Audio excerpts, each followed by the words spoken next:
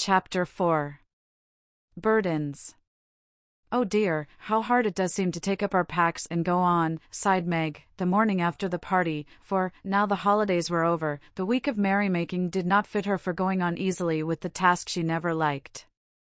"I wish it was Christmas or New Year all the time, wouldn't it be fun?" answered Jo, yawning dismally. "We shouldn't enjoy ourselves half so much as we do now. But it does seem so nice to have little suppers and bouquets, and go to parties, and drive home, and read and rest, and not work. It's like other people, you know, and I always envy girls who do such things. I'm so fond of luxury," said Meg, trying to decide which of two shabby gowns was the least shabby. "Well, we can't have it, so don't let us grumble, but shoulder our bundles and trudge along as cheerfully as Marmee does. I'm sure Aunt March is a regular old man of the sea to me, but I suppose when I've learned to carry her without complaining, she will tumble off, or get so light that I shan't mind her." This idea tickled Jo's fancy, and put her in good spirits, but Meg didn't brighten, for her burden, consisting of 4 spoiled children, seemed heavier than ever. She hadn't heart enough even to make herself pretty, as usual, by putting on a blue neck ribbon, and dressing her hair in the most becoming way. "Where's the use of looking nice, when no one sees me but those cross midgets, and no one cares whether I'm pretty or not?" she muttered, shutting her drawer with a jerk.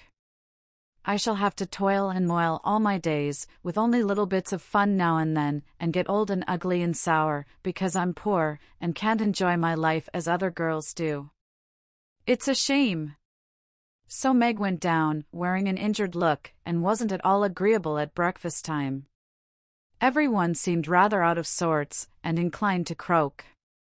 Beth had a headache, and lay on the sofa, trying to comfort herself with the cat and 3 kittens. Amy was fretting because her lessons were not learned, and she couldn't find her rubbers. Jo would whistle, and make a great racket getting ready. Mrs. March was very busy trying to finish a letter, which must go at once, and Hannah had the grumps, for being up late didn't suit her. "There never was such a cross family," cried Jo, losing her temper when she had upset an inkstand, broken both boot-lacings, and sat down upon her hat. "You're the crossest person in it," returned Amy, washing out the sum that was all wrong, with the tears that had fallen on her slate. "Beth, if you don't keep these horrid cats down cellar, I'll have them drowned," exclaimed Meg angrily, as she tried to get rid of the kitten, which had scrambled up her back, and stuck like a bird just out of reach. Jo laughed, Meg scolded, Beth implored, and Amy wailed, because she couldn't remember how much 9 times 12 was. Girls, do be quiet 1 minute. I must get this off by the early mail, and you drive me distracted with your worry," cried Mrs. March, crossing out the 3rd spoiled sentence in her letter. There was a momentary lull, broken by Hannah, who stalked in, laid 2 hot turnovers on the table, and stalked out again. These turnovers were an institution, and the girls called them muffs, for they had no others, and found the hot pies very comforting to their hands on cold mornings. Hannah never forgot to make them, no matter how busy or grumpy she might be, for the walk was long and bleak. The poor things got no other lunch, and were seldom home before 2. "Cuddle your cats, and get over your headache, Bethy. Goodbye, Marmee, we are a set of rascals this morning, but we'll come home regular angels." Now then, Meg and Jo tramped away, feeling that the Pilgrims were not setting out as they ought to do. They always looked back before turning the corner, for their mother was always at the window, to nod and smile, and wave her hand to them. Somehow it seemed as if they couldn't have got through the day without that, for, whatever their mood might be, the last glimpse of that motherly face was sure to affect them like sunshine. "If Marmee shook her fist instead of kissing her hand to us, it would serve us right, for more ungrateful wretches than we are were never seen," cried Jo, taking a remorseful satisfaction in the snowy walk and bitter wind. "Don't use such dreadful expressions," said Meg, from the depths of the veil in which she had shrouded herself like a nun sick of the world. "I like good strong words, that mean something," replied Jo, catching her hat as it took a leap off her head, preparatory to flying away altogether. "Call yourself any names you like, but I am neither a rascal nor a wretch, and I don't choose to be called so. You're a blighted being, and decidedly cross today because you can't sit in the lap of luxury all the time. Poor dear, just wait till I make my fortune, and you shall revel in carriages and ice cream and high-heeled slippers and posies and red-headed boys to dance with. How ridiculous you are, Joe, but Meg laughed at the nonsense, and felt better in spite of herself. Lucky for you I am, for if I put on crushed airs, and tried to be dismal, as you do, we should be in a nice state. Thank goodness, I can always find something funny to keep me up. Don't croak any more, but come home jolly, there's a dear. Joe gave her sister an encouraging pat on the shoulder as they parted for the day, each going a different way, each hugging her little warm turnover, and each trying to be cheerful in spite of wintry weather, hard work, and the unsatisfied desires of pleasure-loving youth. When Mr. March lost his property in trying to help an unfortunate friend, the two oldest girls begged to be allowed to do something toward their own support, at least. Believing that they could not begin too early to cultivate energy, industry, and independence, their parents consented, and both fell to work with the hearty goodwill which, in spite of all obstacles, is sure to succeed at last.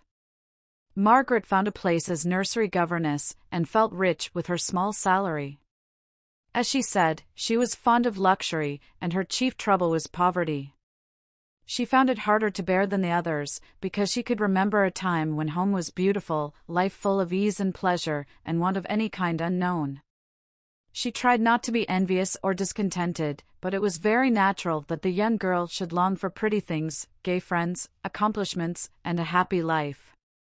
At the King's she daily saw all she wanted, for the children's older sisters were just out, and Meg caught frequent glimpses of dainty ball dresses and bouquets, heard lively gossip about theatres, concerts, sleighing parties, and merrymakings of all kinds, and saw money lavished on trifles which would have been so precious to her.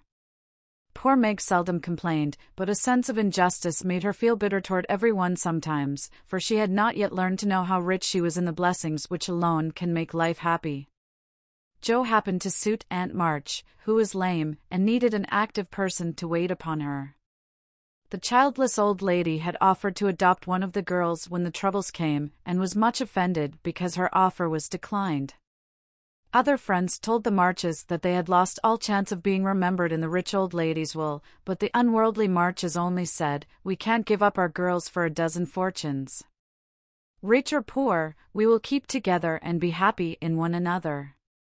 The old lady wouldn't speak to them for a time, but happening to meet Joe at a friend's, something in her comical face and blunt manners struck the old lady's fancy, and she proposed to take her for a companion. This did not suit Joe at all, but she accepted the place since nothing better appeared, and, to everyone's surprise, got on remarkably well with her irascible relative. There was an occasional tempest, and once Joe had marched home, declaring she couldn't bear it any longer, but Aunt March always cleared up quickly, and sent for her back again with such urgency that she could not refuse, for in her heart she rather liked the peppery old lady. I suspect that the real attraction was a large library of fine books, which was left to dust and spiders since Uncle March died. Joe remembered the kind old gentleman, who used to let her build railroads and bridges with his big dictionaries, tell her stories about the queer pictures in his Latin books, and buy her cards of gingerbread whenever he met her in the street. The dim, dusty room, with the busts staring down from the tall bookcases, the cozy chairs, the globes, and, best of all, the wilderness of books, in which she could wander where she liked, made the library a region of bliss to her.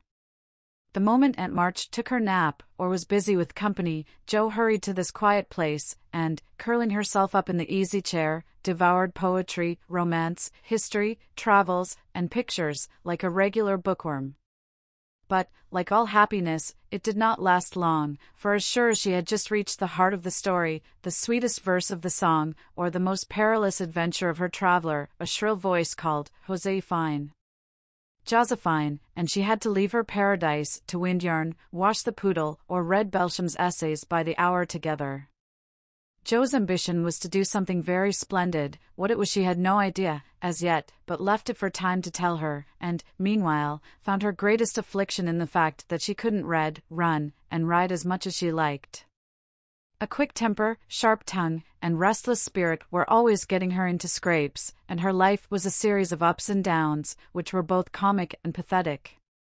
But the training she received at Aunt March's was just what she needed, and the thought that she was doing something to support herself made her happy, in spite of the perpetual José fine. Beth was too bashful to go to school. It had been tried, but she suffered so much that it was given up, and she did her lessons at home, with her father. Even when he went away, and her mother was called to devote her skill and energy to soldiers' aid societies, Beth went faithfully on by herself, and did the best she could.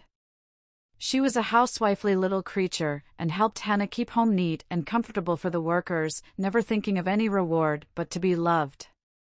Long, quiet days she spent, not lonely nor idle, for her little world was peopled with imaginary friends, and she was by nature a busy bee. There were 6 dolls to be taken up and dressed every morning, for Beth was a child still, and loved her pets as well as ever. Not one whole or handsome one among them, all were outcasts till Beth took them in, for, when her sisters outgrew these idols, they passed to her, because Amy would have nothing old or ugly. Beth cherished them all the more tenderly for that very reason, and set up a hospital for infirm dolls. No pins were ever stuck into their cotton vitals, no harsh words or blows were ever given them, no neglect ever saddened the heart of the most repulsive, but all were fed and clothed, nursed and caressed, with an affection which never failed. One forlorn fragment of dullanity had belonged to Jo, and, having led a tempestuous life, was left a wreck in the ragbag, from which dreary poorhouse it was rescued by Beth, and taken to her refuge. Having no top to its head, she tied on a neat little cap, and, as both arms and legs were gone, she hid these deficiencies by folding it in a blanket, and devoting her best bed to this chronic invalid. If anyone had known the care lavished on that dolly, I think it would have touched their hearts, even while they laughed. She brought it bits of bouquets, she read to it, took it out to breathe the air, hidden under her coat, she sang it lullabies, and never went to bed without kissing its dirty face, and whispering tenderly, "I hope you'll have a good night, my poor dear."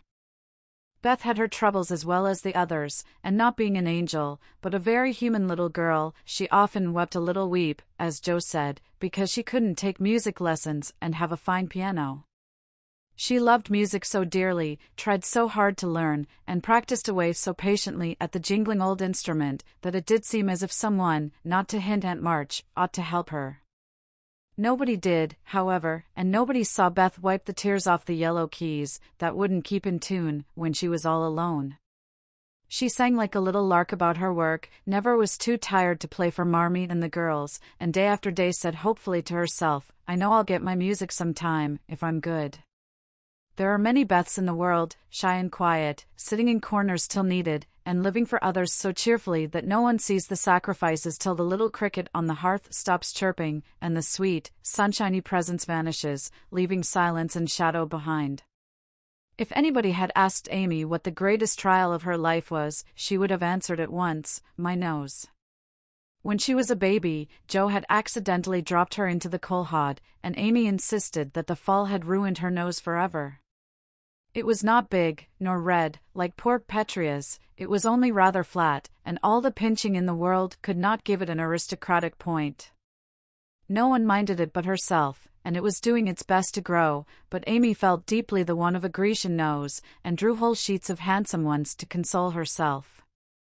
Little Raphael, as her sisters called her, had a decided talent for drawing, and was never so happy as when copying flowers, designing fairies, or illustrating stories with queer specimens of art. Her teachers complained that, instead of doing her sums, she covered her slate with animals, the blank pages of her atlas were used to copy maps on, and caricatures of the most ludicrous description came fluttering out of all her books at unlucky moments. She got through her lessons as well as she could, and managed to escape reprimands by being a model of deportment. She was a great favorite with her mates, being good-tempered, and possessing the happy art of pleasing without effort. Her little airs and graces were much admired, so were her accomplishments, for beside her drawing, she could play 12 tunes, crochet, and read French without mispronouncing more than 2/3 of the words. She had a plaintive way of saying, "When Papa was rich we did so and so," which was very touching, and her long words were considered perfectly elegant by the girls. Amy was in a fair way to be spoiled, for everyone petted her, and her small vanities and selfishnesses were growing nicely. One thing, however, rather quenched the vanities: she had to wear her cousin's clothes. Now Florence's mama hadn't a particle of taste, and Amy suffered deeply at having to wear a red instead of a blue bonnet, unbecoming gowns, and fussy aprons that did not fit. Everything was good, well-made, and little worn, but Amy's artistic eyes were much afflicted, especially this winter, when her school dress was a dull purple, with yellow dots, and no trimming. "My only comfort," she said to Meg, with tears in her eyes, "is that Mother don't take tucks in my dresses whenever I'm naughty, as Maria Park's mother does. My dear, it's really dreadful, for sometimes she is so bad, her frock is up to her knees, and she can't come to school. When I think of this degradation, I feel that I can bear even my flat nose and purple gown, with yellow skyrockets on it." Meg was Amy's confidant and monitor, and, by some strange attraction of opposites, Jo was gentle Beth's. To Jo alone did the shy child tell her thoughts, and over her big, harum-scarum sister, Beth unconsciously exercised more influence than anyone in the family. The two older girls were a great deal to one another, but each took one of the younger into her keeping, and watched over her in her own way, playing mother they called it, and put their sisters in the places of discarded dolls, with the maternal instinct of little women. "Has anybody got anything to tell? It's been such a dismal day, I'm really dying for some amusement," said Meg, as they sat sewing together that evening. "I had a queer time with Aunt today, and, as I got the best of it, I'll tell you about it," began Jo, who dearly loved to tell stories. "I was reading that everlasting Belsham, and droning away as I always do, for Aunt soon drops off, and then I take out some nice book, and read like fury till she wakes up. I actually made myself sleepy, and, before she began to nod, I gave such a gape that she asked me what I meant by opening my mouth wide enough to take the whole book in at once. 'I wish I could, and be done with it,' said I, trying not to be saucy. Then she gave me a long lecture on my sins, and told me to sit and think them over while she just lost herself for a moment. She never finds herself very soon, so the minute her cap began to bob, like a top-heavy dahlia, I whipped the Vicar of Wakefield out of my pocket, and read away, with one eye on him and one on Aunt. I just got to where they all tumbled into the water, when I forgot, and laughed out loud.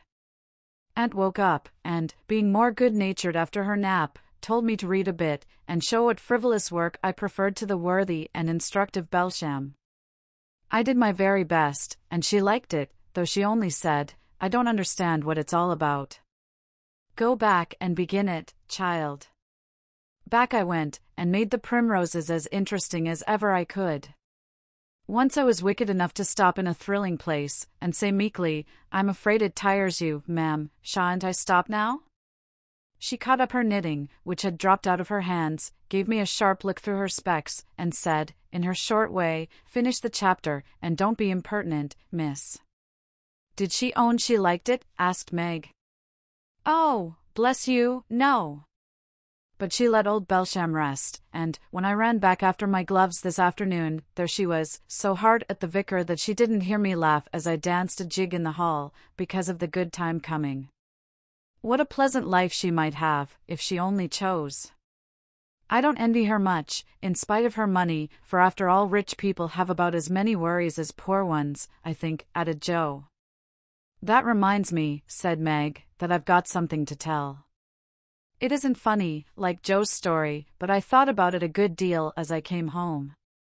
At the King's today I found everybody in a flurry, and one of the children said that her oldest brother had done something dreadful, and Papa had sent him away. I heard Mrs. King crying and Mr. King talking very loud, and Grace and Ellen turned away their faces when they passed me, so I shouldn't see how red their eyes were. I didn't ask any questions, of course, but I felt so sorry for them, and was rather glad I hadn't any wild brothers to do wicked things and disgrace the family. I think being disgraced in school is a great deal tryinger than anything bad boys can do," said Amy, shaking her head, as if her experience of life had been a deep one. "Susie Perkins came to school today with a lovely red carnelian ring. I wanted it dreadfully, and wished I was her with all my might. Well, she drew a picture of Mr. Davis, with a monstrous nose and a hump, and the words, 'Young ladies, my eyes upon you,' coming out of his mouth in a balloon thing.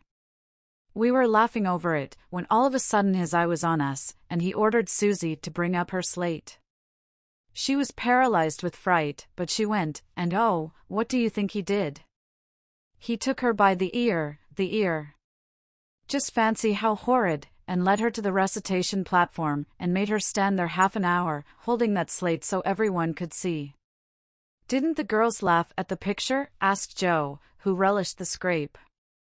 Laugh? Not one. They sat as still as mice, and Susie cried quarts. I know she did. I didn't envy her then, for I felt that millions of carnelian rings wouldn't have made me happy after that. I never should have got over such a agonizing mortification. And Amy went on with her work, in the proud consciousness of virtue, and the successful utterance of 2 long words in a breath. I saw something that I liked this morning, and I meant to tell it at dinner, but I forgot, said Beth, putting Joe's topsy-turvy basket in order as she talked.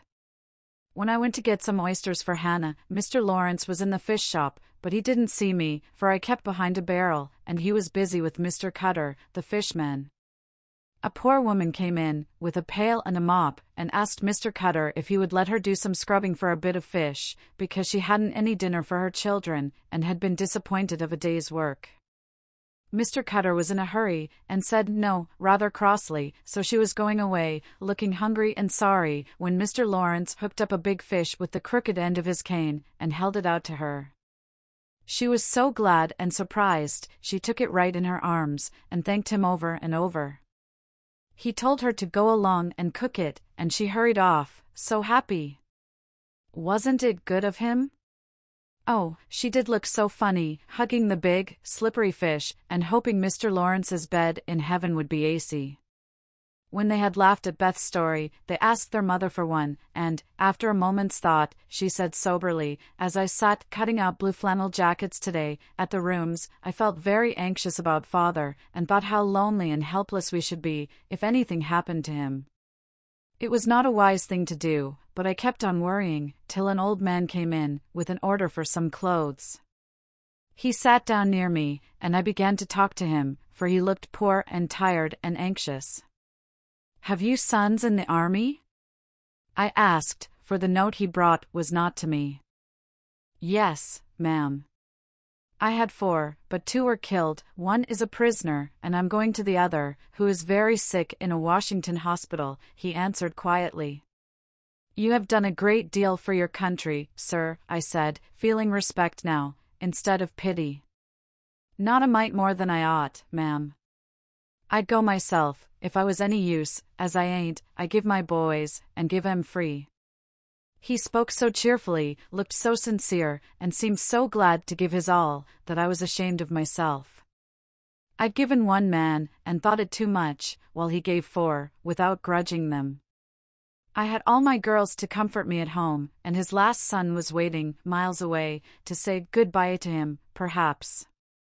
I felt so rich, so happy, thinking of my blessings, that I made him a nice bundle, gave him some money, and thanked him heartily for the lesson he had taught me. Tell another story, mother, one with a moral to it, like this.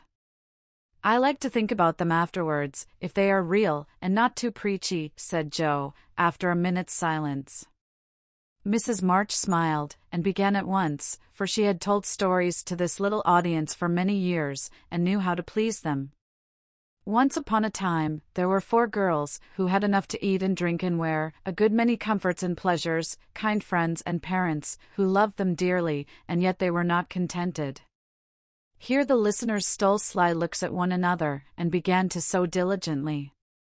These girls were anxious to be good, and made many excellent resolutions, but they did not keep them very well, and were constantly saying, if we only had this, or if we could only do that, quite forgetting how much they already had, and how many pleasant things they actually could do. So they asked an old woman what spell they could use to make them happy, and she said, when you feel discontented, think over your blessings, and be grateful. Here Joe looked up quickly, as if about to speak, but changed her mind, seeing that the story was not done yet. Being sensible girls, they decided to try her advice, and soon were surprised to see how well off they were.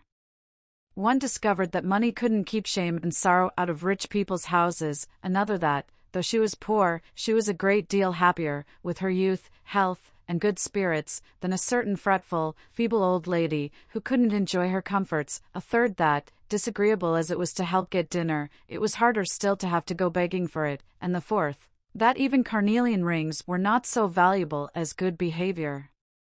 So they agreed to stop complaining, to enjoy the blessings already possessed, and try to deserve them, lest they should be taken away entirely, instead of increased, and I believe they were never disappointed, or sorry that they took the old woman's advice. Now, Marmee, that is very cunning of you to turn our own stories against us, and give us a sermon instead of a romance, cried Meg. I like that kind of sermon. It's the sort Father used to tell us, said Beth thoughtfully, putting the needles straight on Joe's cushion. I don't complain near as much as the others do, and I shall be more careful than ever now, for I've had warning from Susie's downfall, said Amy morally. We needed that lesson, and we won't forget it. If we do, you just say to us, as old Chloe did in Uncle Tom, Tinko be your marcies, chillin'. Tinko be your marcies, added Joe, who could not, for the life of her, help getting a morsel of fun out of the little sermon, though she took it to heart as much as any of them.